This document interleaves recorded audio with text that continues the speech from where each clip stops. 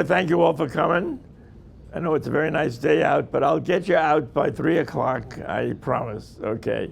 Let me just give you a little background about me and about what the course is, what this lecture is about. First of all, I used to teach a course at FIT called Professional Practices. It ran for 14 weeks. So I'm going to cover in 2 hours the 14 weeks, you know, so be careful, pay attention, okay. I started out as a lawyer. I'm an NYU Law School graduate and a law review guy. I practiced law for at least 10 years, trial work, etc., until I saw the light, like about 125th at F8, you know? And I got really hooked by photography. And I've had my foot on the boat in the dock for many, many years. My law stuff has faded away. I still occasionally do a will for somebody, etc. But what happened with the law, for me, it blended into my photography work. The first time I had a job where I had to do work for a publisher and they gave me a contract to sign, I realized, oh, it's a good thing I'm a lawyer. These guys are trying to screw me, you know? And it came in handy. And then I realized, how many photographers are out there, wonderful, good, amateur, professional, whatever, who really don't have the legal mechanics to protect themselves? So I call this program Watch Your Back. And I think as the 21st century progresses, that title becomes more apt. Things are getting tougher all over, as everyone is aware of. And photography is not an exception. What happened was I found that my legal information was very applicable to my photography work. And I started to specialize in intellectual property. And that's what I do now. And I'm still doing it. I lecture all around. And I'm always amazed how the subject still attracts people, because there are things to know and things change. And I'm going to end by telling you that I'm going to put a burden on you. You have an obligation to keep abreast of what's going on. You have to know. And there are many sources. Today, the internet provides a lot of information, so you really have to keep abreast of it. Okay, so what I did is I started to teach. I taught at various places, taught at NYU in the art department, then I got involved with the New School. I taught at the New School for several years. And I remember one incident that led me to where I am today. I was teaching basic black and white photography, which is my love. And the photo department would annually publish a catalog of their work, and they usually would feature one of the photographers on the faculty with their photos. So on the cover was a picture by one of my colleagues, a wonderful street shot of an old Hasid walking down, a beautiful shot, and it was on the cover.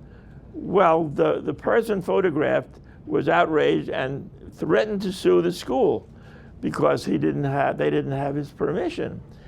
And I'm having a conversation with the director in the photography department, and I'm saying, they don't need permission. What's around? The school should fight it. And he said to me, hey, Spire, you sound like a lawyer, not a photographer. I said, well, I'm both. I'm both. And that's how I came to teach at the New School what every photographer should know about the law. And I taught that for a few years until the chairman at FIT, a guy named Irving Schill, who has become an old friend of mine, found me at a meeting and said, we want you to be in our department. We need that course. Well, after a long story, I started to teach there. And I taught there ever since until 2006 when I retired. So that has become an interesting part of the whole process of being a photographer. Today, unless you're making pictures for your family, you really have to know about what your rights are. Copyright, how to use it, what happens if somebody would like to use your picture, God forbid they want to use your picture and pay you for it, what a deal. Okay, So let's start with the whole business. Here we go. It's interesting to note that of all the things that are in the Constitution, the right to copyright is actually mentioned. So from the very beginning days of our founders, copyright became important. Copyright became really important with Gutenberg and the invention of the printing press, so that you could reproduce work. In the past, it had to be handmade and et cetera. But once you could make copies, the question came up, what are your rights? Can somebody take what you made and use it? Well, back in the old days, copyright had a different history. Let's say why you should learn the basics. I think it's so obvious. You have to learn the basics. You have to keep current. And we're going to talk about how the digital world affects you. And we're going to talk about protecting yourself with dealing with galleries, with publishers, and with the community of commerce. Okay, what is a copyright? It is an exclusive right of the author of a work to be the only one who can use it, amend it, abridge it, change it, etc., unless that owner gives permission to somebody to do that, okay? That's a copyright. Now, how do you get it? Now, here's a wonderful thing about it. I like to demystify everything's very complicated. No, it's not. The copyright law, a federal law, it's a federal law. It is not a state law, and states cannot modify or change it. The federal law says a copyright comes into existence the moment it's created. You take the picture, you own the copyright. Isn't that amazing? You are the copyright owner. You don't have to do anything. Well, what about all the things, copies, copyright notice, registration? Oh, we'll get to that, okay? So that's how you get your copyright.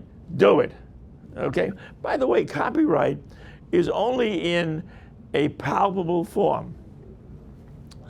Music is protected, literature is protected, but it has to be if you wrote a book in your head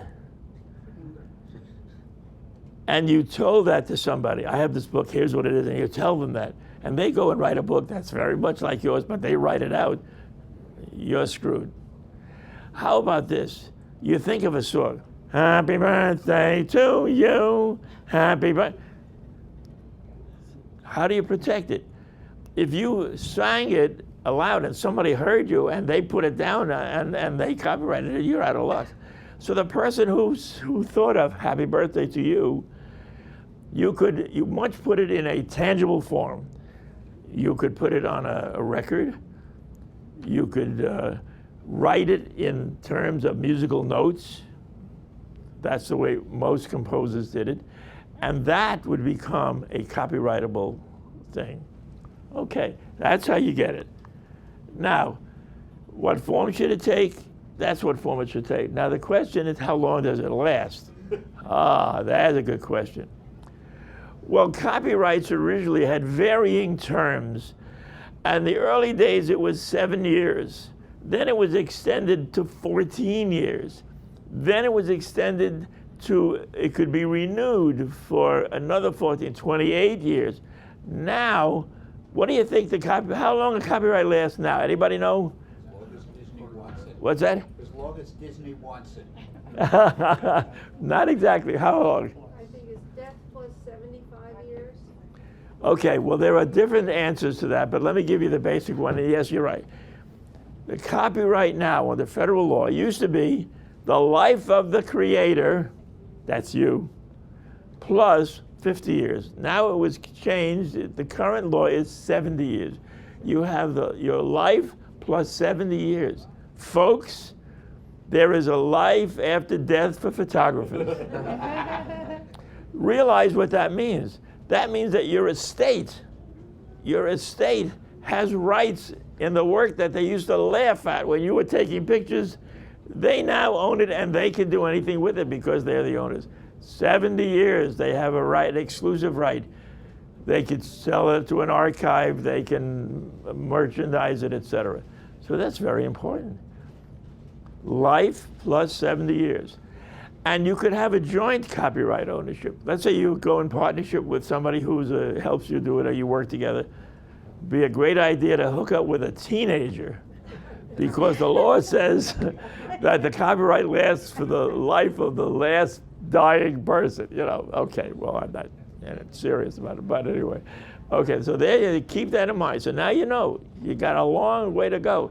Don't throw your work away, and don't let your relatives laugh at your work. You'd be surprised how they come to love you after you're dead. Can it be transferred to anyone in whole or in part? Yes, it's like a piece of cake. If you own the copyright, you can give somebody the right to use your copyright for 1 year, for 10 years, and it reverts back to you afterwards. You can give them the right to do a certain thing with it and not something else. So you have got a lot of leeway. Okay, some more questions. What is the effect of ownership on creating works of art if you're employed? What if you're hired and you do drawings or paintings or photography? What about the work you create? What about the work you create? Do you own it? If you're an employee and the work you're doing is photography and it's part of what you're hired for, the boss owns it. You don't. Now, a lot of people get out of shape when they find that out. Well, if you're really a serious artist and you get hired, you might want to sit down with your potential employer and discuss that. What is the ownership rights? If he says, well, you know, I would like to be a partner in that, that would be the time to upfront negotiate an arrangement. Otherwise, he owns it. Now, there's some other thing. There's some very interesting things. What is the effect of a phrase in a contract that says that the work is made for hire? A work made for hire. Though, I'm going to just mention that a little later, but I want to talk about it right now. If let's say you get hired, you're going to do a job. They're hiring you. It's a work made for hire. You're going to do a certain job. You're going to photograph something. They're going to use it in a magazine, a book, an ad or something. And everything, and they're going to pay you, and you have everything down there, and it's a one-time use. You do all that stuff. And then somewhere before it's signed, there's a little innocuous phrase that says, this will be considered a work made for hire. That phrase is called a term of art. It means something legally. Whether you know what the hell it means or not, it has legal effect. A work made for hire means that the ownership is with the person who hired you. Oh my God. That means that you think you made a deal, you're going to get paid. The boss owns it as if you were an employee and can do anything he wants or she wants or it wants with it. So if you ever come across an agreement that says this should be considered a work made for hire, your ears got to go up, beep, and you have to say, wait, what does that mean? And you have the right to say, no, that's not what I want. Now, if a client insists that it has to be a work made for hire, that is our policy. I'm terribly sorry, ma'am. What do you have to do if you want it? You can do one of two things. You can say, the hell with you, right? That's your privilege. What else could you do? Can you file for copyright? What's that? Can you file for copyright? Even if you file, if you agree to work for hire, they own it. What could you do? You could say, well, if that's the only way I can get this job, and instead of paying me $5,000 for work for hire, I want $15,000. So the answer is, if you cannot get the employer to remove the work for hire stigma and limitation, you try to get the best price. If he says, screw you, and he tries to nickel and dime you, then you have no other choice but to say, I'll have to go somewhere else. Okay, so work for hire. Watch out for that. Yes? Can you negotiate joint ownership? What's that? Can you negotiate a modification of that phrase so it's joint ownership, so both you and You, the hirer? as I said, you can try to negotiate any modification, of course, and you should. You might ask the person, the employer, the person that's hiring you. This is what I do. I ask them, why do you want that? What is the point of you wanting that? And when they explain it to you, maybe you can offer a suggestion that solves their problem. I used to do a lot of work for Random House in their stock, educational stock. You know, they do a lot of textbooks. And if you've ever seen a college textbook, it is replete with illustrations, pictures all over the place. You know, to get the students to read, they want to give them a reason to turn the page, so they put pictures in. And that's great for photographers. You get, if you're on the right track and you get what they're looking for, you can sell pictures and you get so much per page size. There's premiums if the picture is a chapter opener or a full page. You get special additional prices. So I used to do a lot of that work. And one day, and they liked my work. And one day the editor came to me and said, "Len, I'm going to take you to Italy." I said, "What do you mean you're going to take me to Italy?" Well, Random House, she had convinced the people at Random House there was an Italian language textbook. The text was so complicated and they apparently had trouble getting stock for it. She convinced them to send the photographer to Italy for a week and photograph strictly limited to what the text had, and they could get precisely what they wanted. And she got them to do that. So I listened, and they planned to go to like 15 different places in Italy in a week, and I said, "No, you can't do this." So I got her to change it. 2 weeks in Italy. I got the administration I negotiated a per diem fee that I would photograph in color and black and white. Color and black and white. You can get a hernia from color and black and white. For 2 weeks, per diem, all my film and processing to be paid for by them and all the other expenses to be paid for. It sounded like a good deal. So they're preparing an agreement, and it was really nice. You know, those were the days when there was money for those things, and it was nice. They invited me to a contract closing at their offices. I came there, I wore a tie, and there's a bubbly and there's the canapes, you know. It was really a party. And they say, okay, and then the secretary brought out the contract. And I read the contract, and it's got everything that we agreed to. At the bottom, the last line says, all images selected by Random House will become the property of Random House. Well, I never did. I always gave them one-time use, and then if they wanted it, they paid a little additional if it was a reuse. So I thought, I'm going to open up my big mouth, and my trip to Italy is going to fly away, right? But I didn't see any alternative, so I swallowed hard, and I asked my question, you know, I've been doing business with you guys for 3 or 4 years. You always agreed on one-time use, and if you wanted to use it again, I would, you know, increase. It would be 50% of what the. Why is this way? Why are you doing this? Well, here's the reason. We're planning. See, they didn't let me know this until then. We're planning on an unusual feature in this textbook. There's going to be like a 10-page color insert that's going to be just photographs of Italy, which you're going to take. And we think it's going to be a big seller in the textbook market. Probably will go into several editions, and we don't want to have to pay reuse fees for all those pictures that's going to be in the first edition.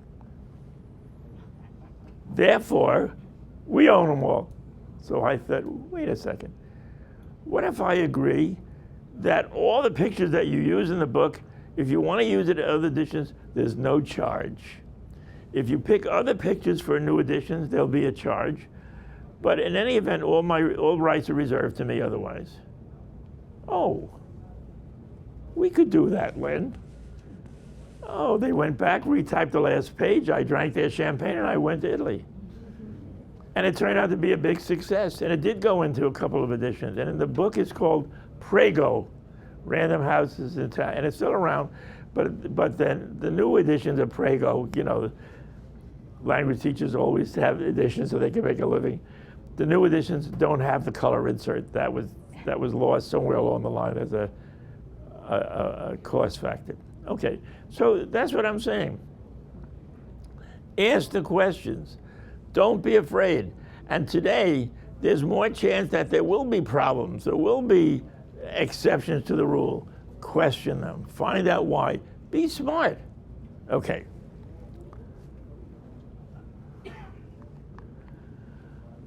Now, should you sell or license your work? Well, licensing is the name of the game. Very rarely, unless you're in a gallery situation and somebody buys your picture, it's a sale. But ordinarily, with the use of your work, let's say for commercial purposes, trade and business, it should be a license. In other words, you're giving them the use of your image under certain conditions. That's a licensing. And that's what it should be. And that's what the buyers are used to. And it should have certain limitations. I'm going to show you one example in real life in a few minutes, but let's see how we're doing. Oh, we're doing fine. Let's say somebody wants to use one of your wonderful photos for the cover of a book jacket. They would like to buy the use of the picture, period. I'm not selling it outright. Okay. Single edition is what you should put in your little invoice when you send it off. Single edition use, hard or soft cover, depending on what they're going to do. By the way, you know, if they say soft cover, then later on they want a hard cover, and if you only gave them soft cover, they have to pay for the hard cover, right? What language? English language. That means if they want to license their book to a publisher in another country in a different language, they have to pay extra for it. Now, if you don't put these limitations in, you give them all those rights without anything. So this way, and by the way, if you start to talk in these terms, they have more respect for you. They recognize you're a professional. You know what the hell is going on. And if they want to give you a hard time, they know they have to fight you about it. Okay. How long does the license last? Sometimes there's a reason for saying I'm only going to give you a license for a year or 2 years, etc. How do you protect your photo jacket? Well, I'm going to show you a situation, a real life situation about that. And then ultimately, is there any other way to protect it? So I am going to talk to you a little bit about registering your copyright, and we'll do that in a few minutes. And of course, you always end your invoice with this standard phrase, all other rights are reserved to the photographer. Or simply, all rights reserved. All other rights reserved. That's a catch-all. That covers anything you forgot about. Words of art, I think we talked about. Work made for hire, I think we all know that, right? We got that. Anybody want a refresher on that? Raise your hand and scream. Okay. I'm gonna try to demystify registering your code. Must the work be registered, and when is it necessary to register? I'm going to deal with that. For most photographers, it's a very complicated subject. I'm going to try to demystify it. What I may say in the beginning may sound in opposition with what I'm saying afterwards, but let me make two things. First of all, you don't need to register your work. Is there any time when you should register your work? I'm glad you asked me. If you have a work that is getting notoriety, it's going to be on the cover of a book, even though the publisher registers their copyright automatically for the book itself and everything in it, you might want to register that image so that nobody else, because it's going to be seen all around, okay? So there's an advantage to register. Let me go this way. Early registration has its advantages. What are they? I believe the statute keeps getting amended. I think it's now within 3 months. I think it's if you register within 3 months of its creation or publication. Publication means it's out in the market. Within 3 months, if you register within 3 months, then you get certain advantages. You have the right, if there's been a violation of your copyright, you have the right to get your attorney's fees reimbursed. That's very important. And you have a right to what we call statutory damages. Statutory damage. In other words, you don't have to prove actual damages, which many times are very hard to do. Now, having said that, remember I also said you don't have to register your work at all. Well, wait a minute, Spire, what does that mean? Well, let's say you don't register your work. And one day somebody tells you, hey, Doris, that's a nice picture I saw in Esquire magazine of yours. I recognize it. You look, it's your picture. There's no recognition and you never gave permission. You got a violation of your copyright, but you haven't registered it. Are you stuck? No. You won't get the advantages of early registration. But if there is a violation of your copyright, you can then register your work even after the fact that you learn about it, because registration of your work with the U.S. Copyright Office is a condition precedent to bringing a lawsuit in the federal court. If you wanted to bring a lawsuit in the Federal Circuit Court for violation of your copyright, one of the allegations in the complaint has got to be the registration number. So you have to register. What if you register? What if you don't realize it's been used until 5 years later? Register. The only thing you will miss, you won't automatically get your attorney's fees, and you won't automatically get statutory costs, but you still can do that. You still can sue them for whatever they've done.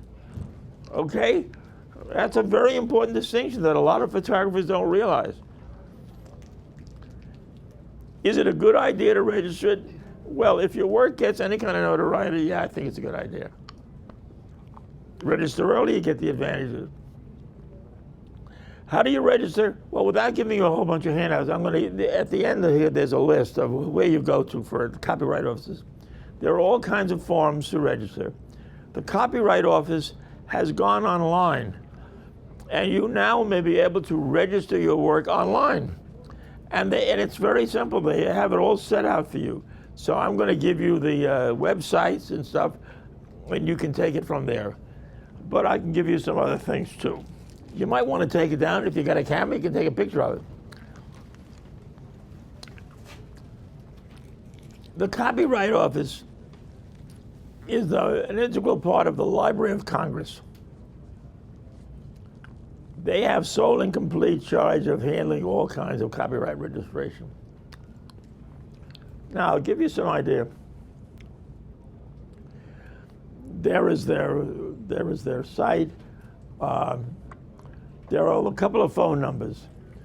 The 3000 number is a general number, and they will talk to you. And they're very helpful, and it costs money. But if you wanted technical questions, then there's an experts line, 5959. But what I suggest you do is this. I'm going to tell you what you should ask for. There's a hotline. And the hotline also costs money, but it's a hotline. It's open, online, available 24/7. So if you come back from a party at 3 o'clock in the morning, you can get on the phone. If you can see the dial, call them up, and you can talk. You leave a recording, but you have to talk slowly and clearly. If you're a little under the weather, I would wait. They have a circular one called Copyright Basics. And I can tell you that that is a lifesaver. It has a lot of simple information, very clearly produced. You also should ask for the visual arts registration forms and the fee schedule, because they change the fee schedules a lot. And then you want to get a copy list of all their bulletins, all their publications, so you can look and see whether you want anything else. All of these are free. The only exception is a copy of the law itself, which used to be free, but now they charge you a few dollars. I don't know. So here's what you do. You call the hotline. You make a list of what you want to say, and you get a recording. You give them your name, your address. They won't call you back or anything like that. And you very clearly enumerate what you want. And if you're born under a good star, within a week to 10 days, you'll get everything. There used to be a time, to show you how things change, I used to give this course. And I would get on the hotline and I'd say, this is Professor Spire, I'm giving a course in my class at FIT. There's 26 students. What I would like for each of them is the following. And I'd get a box with all the stuff. Today, you get one copy. So you have to do it yourself. But it's very simple. And you can get on their mailing list. You know, this is the way to do it. And even if you have some questions, even if I haven't dispelled all of your inquiries, basic copyrights and the forms are very, very, very good and very meaningful. Okay.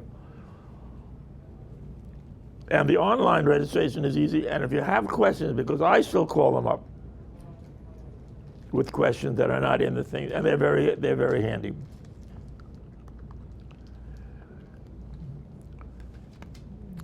If you have an agreement,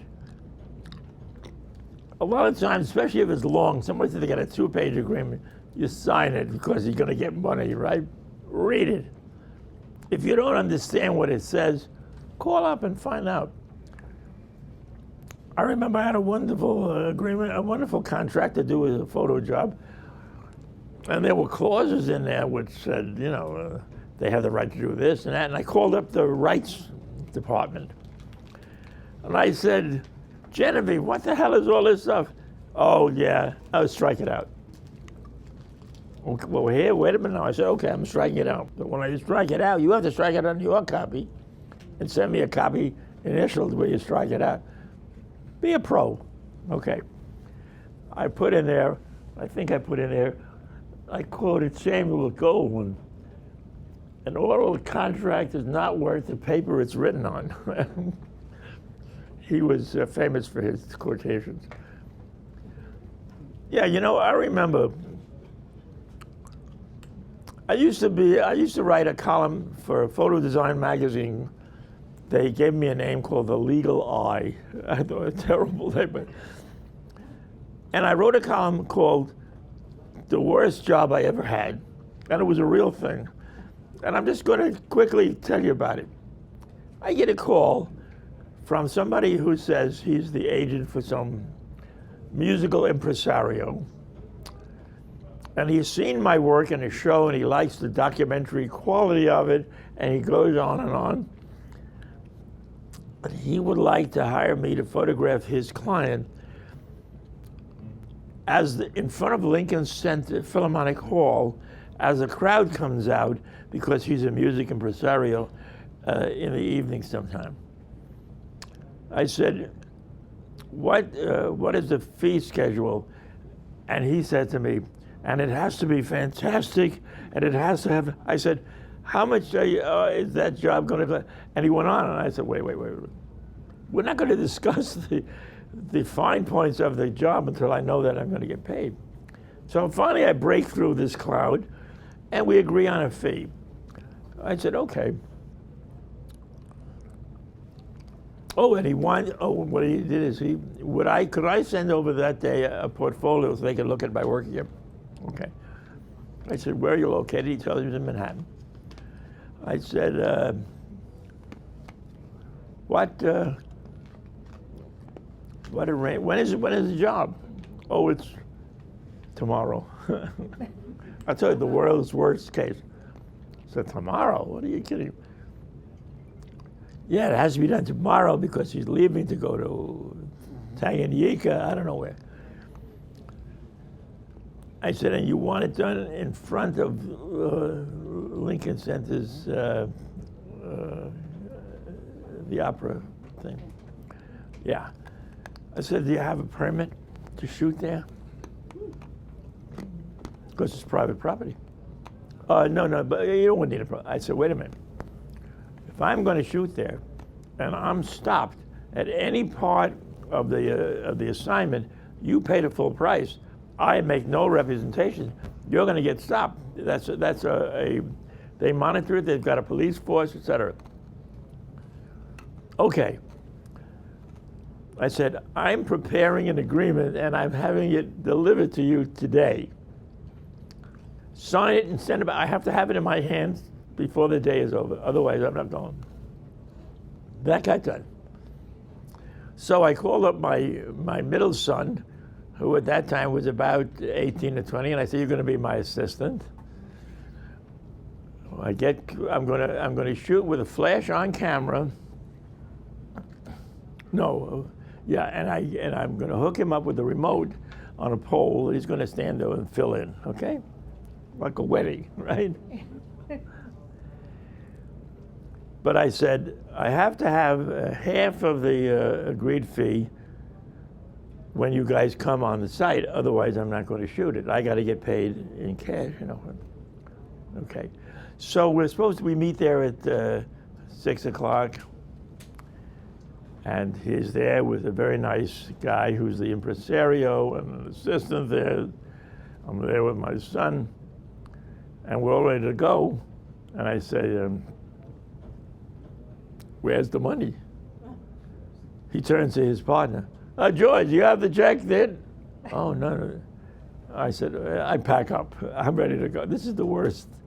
I pack up.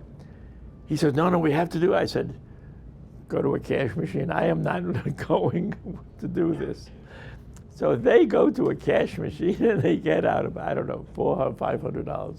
I think the assignment was $800 or $900. So they give me the cash. Okay. So now we start, and the crowd starts to come out, and he's standing there, and I got my son over there. I must have taken 4 or 5 shots. A big uniformed guy. Sir, are you a professional? No, I'm just photographing my son. He's in for the weekend. Okay, he leaves. 20 minutes later, he's back, and now you can't shoot here, you know. So I turned to them. I said, well, that's the deal. It's over. So I took it home. Miraculously, I got some good shots, but I wrote it up. And I said, this is a message to all you photographers out there.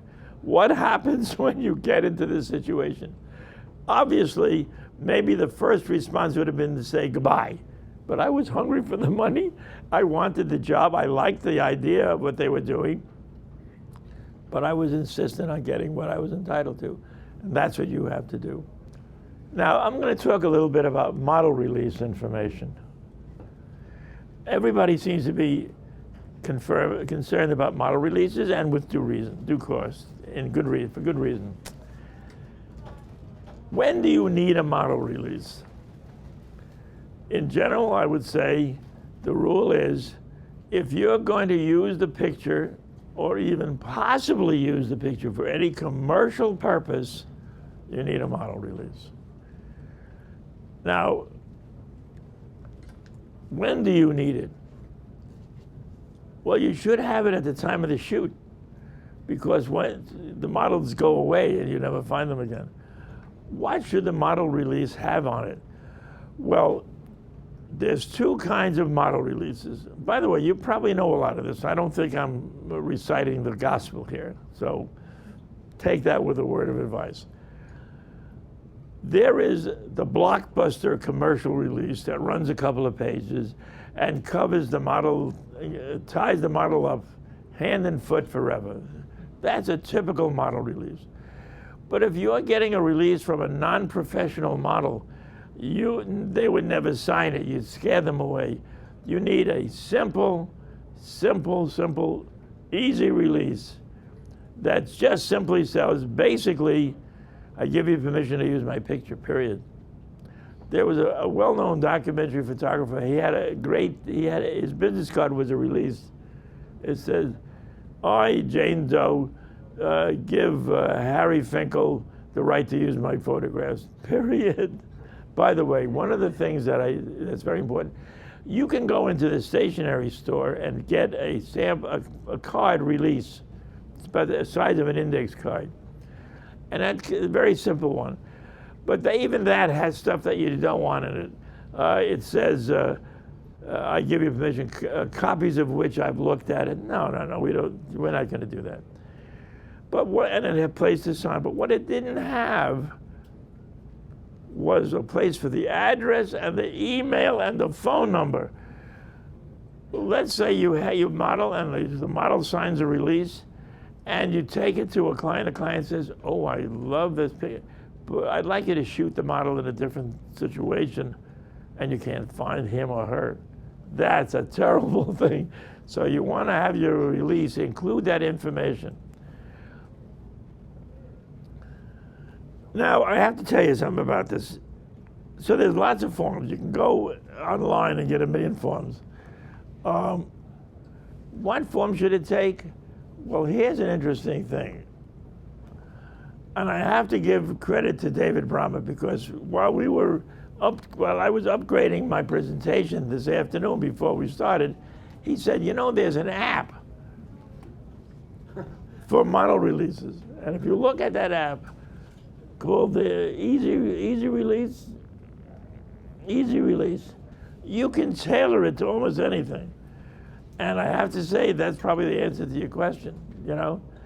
You want as little information, but you want to get the information from the client. Yeah. Now, let me tell you something. I do a lot of street work. I photograph people all the time. I almost never ask for a release, because first of all, it scares most of them away. And it's not, if Cartier-Bresson, when he was photographing the decisive moment, never stopped the guy that was jumping over the puddle and said, "Could I have your release?" No, I never did. And I'm convinced that that's it. But if you think that you have a chance to sell that picture for commercial use, you must have a release. By the way, is an interesting little story. The theory is that if the subject in the picture cannot be identified, you don't need a release. I did an assignment years ago for De La Val, which was a giant ship valve production outfit in New Jersey for Transamerica Company in California for their yearbook. And I went to this joint and I took pictures, and it was an incredible place. I mean, the machines that cut the valves were bigger than life size. The men that stood on a platform were about 1/3 the size of the machine. And I made some really nice pictures. And the thing came up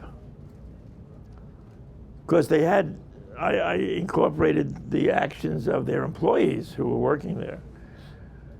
Did they need a release for the employees? Because the picture was going to be in an ad. And at first they said no. I did some legal research. I found some cases that said, yes, your employees have to sign a release. So they forked up a few bucks and they got them to sign a release. So that's the way it went. Now, talk about shooting in the street. What if it's St. Patrick's Day, and there's a parade, and there are people on the sidelines, and a lot of them get a little sloshed, and you're a photographer, and you take a picture of somebody, and you sell it to New York Magazine for the cover. And when it comes out, there's the picture. The guy sees the picture, he gets so crazy mad, he sues New York Magazine. Now, I have to tell you a funny story about this. I used to incorporate this case in my talk years ago, but I never knew what the cover looked like. I never saw the picture because it was years ago. So one day I decided, I owe it to my audience. So I went to a back number magazine on 6th Avenue. This goes back about 10 years. And I found this. It cost me $9 to buy it. And I took a look at it and I said, oh my God, that is about the ugliest picture in the world. I don't blame that guy for suing, right? I mean, nobody asked to take his picture. Nobody asked to put it on a cover of a magazine to be seen by hundreds of thousands of people. I mean, his family was absolutely desolated by it. And it's the ugliest man I ever saw. So, but what I thought, from the viewpoint of the photographer and the publisher, the decision, the court decision that said he didn't have a right to collect any to sue because it was a public picture and it was for editorial purposes, was very strong, because he looked so bad you'd think they would be inclined to say, oh, he had right of privacy, etc. So I was very glad that I saw that picture. Now, several years later, a similar situation occurred under a little difference, but very similar. This is the famous Harrington case. The New York Times Magazine section did an article on upward mobility black people. And the photographer caught this very nice, well-dressed man crossing the street in front of some, down on Wall Street, and they took his picture. And they used it on the cover of the Times Magazine. And he sued them. Harrington sued them.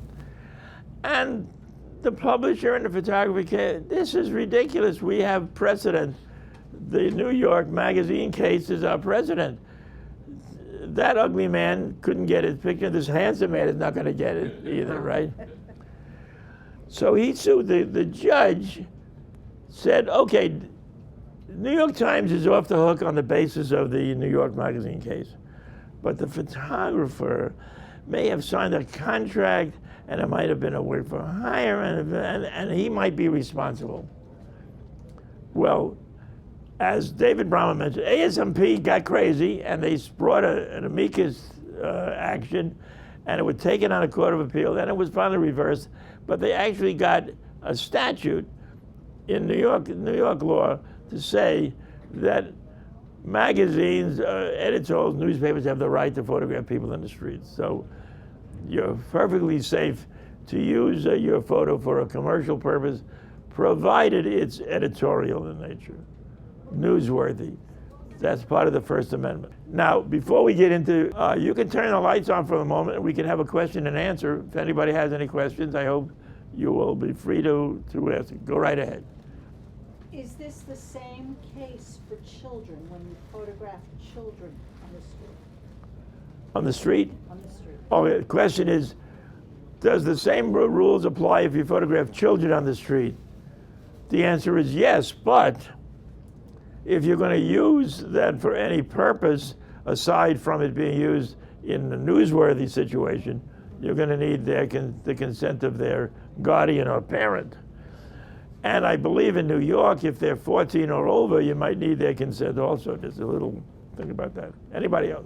If you're a volunteer and you take pictures at a function, who owns the pictures? Yes. Is that it? Yes. Okay. In my opinion, if you take the pictures, you own them. Unless you have made an agreement with the person who has asked you to do it, that these pictures are going to be for this organization and then you're going to make them available to us, etc. So what would happen is that the smart thing would be for the photographer to have an understanding with those people who have asked her or him to do them a favor as to what that means. Look, if I take these pictures, I'm going to let you make, what am I going to do? I'm going to give you the chip or the negatives and let you make pictures, and I won't charge you, or I will charge you, or I have a copyright and you can use it once, but you can't use it. You'd have to make up an arrangement between them. So ordinarily the answer is, if there's no agreement, you own the pictures and you can do with what you want. But obviously the person who's asking you to do them a favor has something in mind, and that should be expressed between the two of you. Okay, going back earlier when you were talking about when you press the shutter, you create the image. But in today's digital world, you frequently are changing. You may be changing file format from, let's say, RAW to a TIFF, or you may be altering the picture later. Does the in other words, does the copyright date from the original shutter, or if you've modified it later to just simple modifications, and then some of the cases of compositing where you've done more. Do you have to re-register a there? And in addition is, if you put a copyright statement visibly on it, does that require an extra copy of the copyright? Okay, there's a couple of questions there. What happens if you make your picture, you become a copyright owner as of the time, and you modify the picture? What about that? You're the owner of all the editions. The copyright says you have the right to what you make in any alteration to it. As far, what was the other part of it? The other part was it.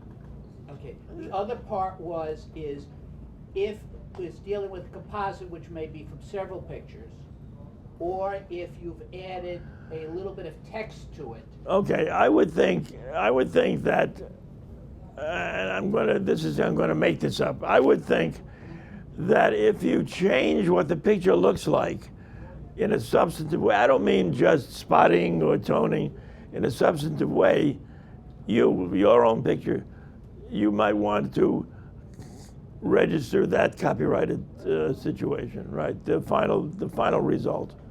Yeah. Can you explain the legality of having numbered and signed copies of your photographs? What is that? The legality of what? Having numbered and signed copies, limited All right, editions. well, okay, numbered and signed. Well, that is one of my favorite topics. In the galleries like to have photographers have limited editions, signed and numbered, so that, and in fact, some galleries, if you have an edition of 10, as you sell them off, God willing, as you sell them off, the price goes up. 500 for the first 3, 800 for the next, and the last 2 is $1,000. To me, that's a gimmick. That's a sales gimmick by a gallery to make a lot of money. And they usually make it off the backs of the photographer, because usually in a gallery they get 50% of the commission, so you can see who you're working for. I think to go beyond that, answering another thing, a photograph is like a check. It's much more valuable when it's signed. So if you're like me, I have thousands of silver gelatin prints that I've made over the last 40-odd years in very nice archival boxes. Most of them are not signed. The only time I would sign it, if God forbid I was going to give it or sell it, or it was in a show. But I belong to Mary Engel's archive group, and the one thing they tell all of us members: sign your prints. Sign your prints. You never know when you're going to get run over by a bus, and your family will be deprived of its value. So I would suggest, when you're watching a late night boring movie, take a box, turn the prints over, get a nice archival pen, and sign them. Well, I would sign them on the back. Some people like, when they have it matted, they sign underneath it like it would be a regular art print. But in that case, when you do that, that's fine, because then it becomes, you can see it. You have to make the border of the mat big enough to show the signature. What I do is, if I sign the back of my print and then it's matted and framed, you can't see the signature, I write on the back of the framed print, signature on the verso. That's fancy for reverse, okay? All right. About numbered editions. In the days of traditional photography, I would schlep in the sinks over the chemicals and make a print and have it washed and have hypo clearing agent, and then it would be washed again. And then I would tone it in selenium toning, and then it would be washed again. And then I would put it in a cool dry mount press, because I had them, and I would press them so they came out nice and flat. And then I would notice those little crummy spots. So I'd have to take my little spotting brush and try to correct them. If I screwed it up, I'd have to throw the print away and do it all over again. If you made an edition of 4 or 5 prints, that was a lot of work. You know, I'm not a fan of a limited edition. When I make when I make a good print and I want to print it, I print maybe 2 or 3 pictures. If God forbid today, I sold those 3 and I had to make another one, I have to give a kudo to Photoshop, because I have taken some of my best silver gelatins, scanned them, tweaked them a little bit in Photoshop. I mean, spotting in Photoshop is a breeze. And when you do it, it's seamless. And then when you hit save, next week, you hit the button again. And assuming your inks are good, you get exactly the same photograph. What happens is this. The reason I am not in favor of digital limited edition prints is because, oh, you're selling the public, I made 10 prints, and after that, I'm not making any more. And in the meantime, I'm not making it any better either. It stays that way. To me, the art of photography is a continuing process. I made pictures 30 years ago that I loved, and when I scanned them into my computer and made a new one, I found another dimension that I didn't see before, and I said, I want that picture too. They're 2 pictures. So I'm not thwarted for my public. I want to give them the best that's in me photographically, and to make this artificial limited edition shtick is to freeze the photographer's art at that stage. Now you make new pictures and that's something else. But that's my own personal quirk. That's my take on it. So I hope that answers your question about signed and numbered prints. You know, the other thing is this. Photographers usually in association with galleries try to put out portfolios. And I always worry when I see here's another thing. Some photographers, you have a picture, it's signed and numbered, 1 of 50. I say to myself, that is total, right? He doesn't have 50 pictures sitting there. It's print on demand. You know, he's creating an artificial limitation, 1 of 10. He doesn't have 10, he's got 1 or 2. You want to come and buy a picture, you make it. I don't think it's worthwhile. That's my feeling. Okay, now, I want to show you some questions about photo problems. This picture is one of my iconic photos, I could say. I have to tell you, by the way, has anyone heard this story before? I have to tell you that picture was made in the 70s. I live on Riverside Drive. I still live there. Rent stabilized. Best thing that ever. My apartment faces Riverside Drive. I'm on the ground floor. It's a very old building, beautiful building. I have a big window in the living room. One day, I got up really early, I don't know why.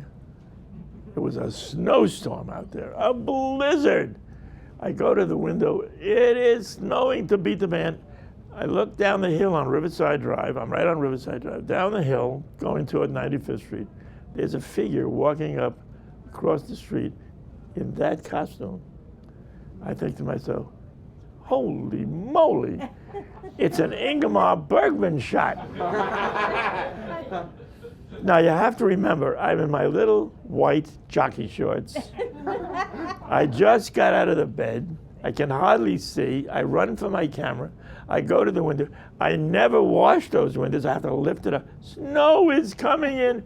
I always thought later, the great shot would have been me in the underwear taking a picture. The figure comes up, and positions herself, I assume it's a woman, I don't know, herself there. I can manage to get 3 or 4 frames off, and they're gone. I never see that person again. I don't know who it is. I have tried very hard. I don't. Okay. Now, I made a big print. I've sold a couple. I got very good prices. They've been in shows. About 10 years ago, I had a serious cancer operation. Then I had a stroke. I mean, I was really on the edge. I came back from rehab, and there was a big package. It looked like a promotional thing. And I opened it up, and out fell a copy of the photograph, but it was mocked up for a cover. And it was from Macmillan of Australia. It was from Sydney, Australia. So I looked at it, and that's what they wanted to do. They wanted to use the picture as a jacket for a book called A Book Thief. Now, as it turns out, The Book Thief is an incredible 500-page story of a young girl in the Holocaust. And the narrator of the book is the angel of death. So that picture spoke to them. So this is all email back and forth, right? I'll tell you one thing. My dealing with the Australians and Macmillan was a revelation, because I've dealt with publishers in New York, and most of them stink. These were such nice people, and everything. And we had homey conversations on the email, you know.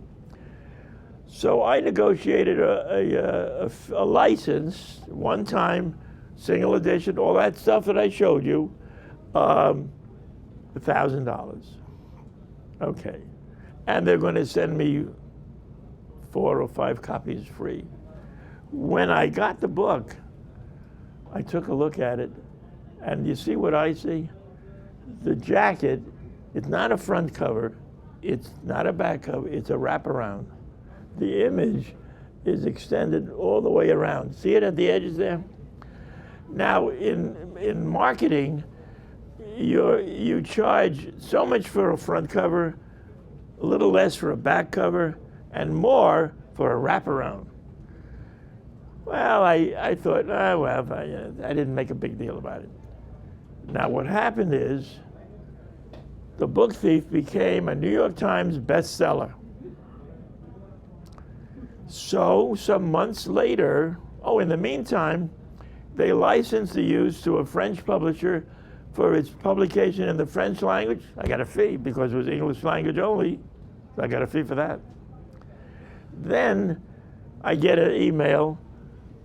They would like to do a second edition because now the book is famous.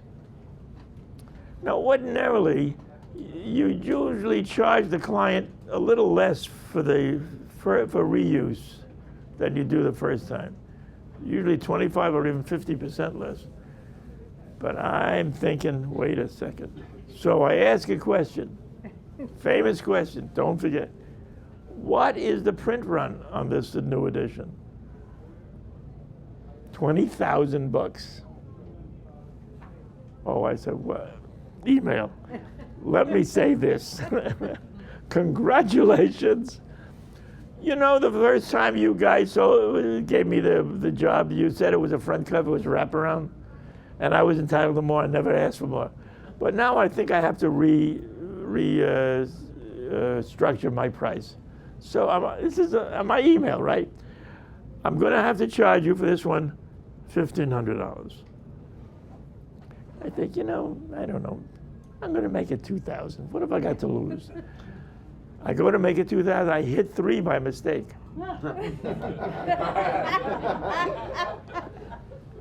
I think God controlled my hand. So I leave it that way, and I send it off to Sydney, Australia. A week or so goes by. I get this long email. Len, we love your pictures, and it's great. And but it's a lot of money, and we've had a board of directors meeting, and the best we can do is $2,750. I sent them back a one-word email. I took the largest type on the email, and I said, sold. But this story has no ending. About 2 years ago, all of this started in 2005 or 6, something like that. About 2 years ago, I get an email from the author's wife, Mika Zusak. Len, it's my husband's birthday coming up, and he loves the photo on the jacket. Could we buy a print from you? Oh, boy. Music to a photographer's ears, right? So I had a 20 by 30 print made on beautiful Arches paper. So I made this beautiful Arches paper. I folded it up, rolled it up, put it in a double roller, FedExed it to Sydney, Australia, $1,500. They sent me back an email that I still say. They said it was beautiful, it was better than they even thought it would be.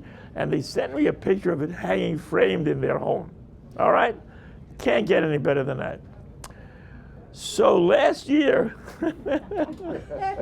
oh, by the way, they licensed it as an audio book with Sony, 2 CD packet with the picture on the cover and the reproduction on both of the CDs. I got a fee for that. Now, what happened was, about last year, I guess, I get an email. I had just been in contact with one of the people at Macmillan. I get an email saying, what do we have to do to get rights to use your picture? And I said, I've already taken that up with Georgia. And the guy writes back to me, who is Georgia? And I write back, who the hell are you? You know, what is this? They licensed the book for the Slovak language. And he was in, what's the big city in Slovakia? I forget. Anyway, so we make a deal. By that time, I sold it very cheap because I was feeling no pain. So he was very nice. It sounded like a young guy. And at one point, there was a hiatus. He didn't return, so I sent him, where are you? What happened? So he writes me back a very apologetic note that he was sorry there was a delay, but he got married, he had to go on his honeymoon. So I write him back that's definitely a good excuse, and I'm going to have to send him a wedding present now. So I email him 3 images and say, pick one out and I'll send you a real photograph. One of them was one of these. Another one was my favorite picture of a Volkswagen bus bug that really not, you may see it later. And another picture. So he picked the bug. I made him a print and I shipped it to him. So then he sends me a very nice email that he thanks me very much for the picture, and he may see me in New York because he's going to be there for the book fair. So I actually met him, we had dinner. It was a really nice thing. Across all those miles, the book thief did it for me. Thanks for bearing with me, and I hope to see you again. For more information, please visit us online, give us a call, or stop by our New York City Superstore. You can also connect with us on the web.